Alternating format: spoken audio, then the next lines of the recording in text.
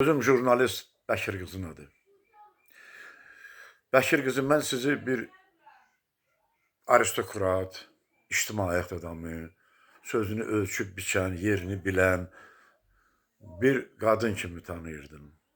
Amma sizin uşaq pulu istəyən kişiləri fahişədən də betər adlandırdığınız an mənə gəldi ki, siz tamamilə başqa adamsınız, başqa qadınsınız. Bu nə sözdür, ay xanım? Bu nə sözdür? 3 uşaq atasına, 4 uşaq atasına, 2 uşaq atasına uşaq pulu istəyirsə, sözünü deyirsə, necə onu siz o cür əxlaqsız sözlə adlandırırsınız, hə? Aristokrat xanım da fahişə sözünü dilinə gətirərmi? Axı o adamlar ki, o insanlar, kişilər ki, uşaq pulu deyir, istəyir, tələb eləyir, onlar öz ailələrində öz həyat yoldaşını, arvadını deyir, arvadının qarşısında oturanda bir-birinin üzünə baxır, arvad ona deyir ki, 4 dənə uşaq, 3-4 nəfər, 3 nəfər uşaq dünyaya gətirmişik. Get pulu gətir. Gedib işlədiyi o insan da gedir, fəhlə işdir, 500-600 manat maaş alır. Onun aldığı maaş evdəki ailəsinə yaxşı insan kimi yaşamasına çatmır. Ona görə də məcburdur qadının evdə, arvadının, qadının dediyi fikirləri ictimaiyyətə çatdırsın. Siz onları nə adlandırırsınız? Bir neçə ay bundan əvvəl, bəlkə də çox, siz biraz ağzınızdan yenə nəsə çiğ söz çıxartmışsınız, sizi tənqid edirdilər. O vaxt mən sizi müdafiə elədim. Çox təəssüf. Çox təəssüf. Bu nə sözdür? Sizin evinizdə, ay xanım, sizin evinizdə bir baş bilən, üzr istəyirəm, mən sizin ailənizdən bilmirəm, övladınız var, həyat yoldaşınız var, yoxdur, bilmirəm.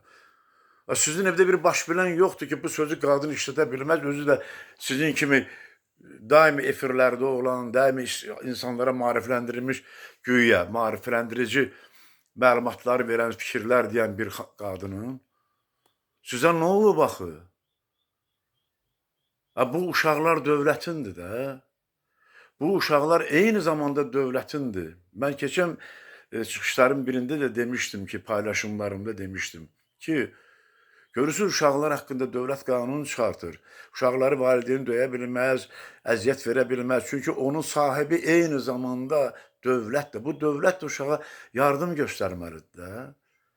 Elə o ailələrə ki, onların ehtiyacları var. Bəzi sosial yardımlar ala bilmirlər, aylarla uzanır, illərlə uzanır, sənədləşmə prosesləri göndərilir, rədd edilir. Bunlar bu insanları bezir sənəd göndərmədən, oturur yerində. Amma hər uşağa müəyyən qədər uşaq pulu verilsə, təbii ki, onlar da sakitdir, balalarını firavan yetişdirə bilər də. Yaşamaq vacib deyil, xanım. Xoşbəxt yaşamaq vacibdir. Bu insanlar, bu kişilər əziyyət çəkir. Mən yüzlərlə ailə tanıyıram. Savadlıdır, diplom, amma gedib fəhlə işləyir, haradasa bir tikintidə, nə bilim, barı çəkməklə, suvaq vurmaqla məşğul. Amma onun aldığı maaş 600-700 manat maaşla soruşuram sizdən 5-5 ailə saxlamaq olarmı? Ayıb deyil, siz o cür tərbiyəsiz, nə bilim, fahişə sözünü ağzınıza gətirib demirsiniz. Hə? Tənqid edin, ola bilər, iradınız var, mənfi fikriniz var, deyə bilərsiniz, ancaq o səviyyədə yoxdur. Bu uşaqların ataları bizim Allah rəhmət şəhidlərimizin yaxın qohumları da ola bilər. O uşaqlar yetişdirirlər, onların uşaqlar gələcəkdə əskər ola bilər, o əskər atası ola bilər. Siz necə onu təhqir edirsiniz, əgər bir kəlmə söz deyib uşaq pulu istəyirsə? Bu hansı məntiqə sığışır? Sizə nə olub? Bir şahin orada ağzına gələni deyir, nə bilim, həkimlərə gidin, aptekə gidin, nə bilim, cürbəcür uşaqlar yetişdirirsiniz. Bu nə biabırçılıqdır.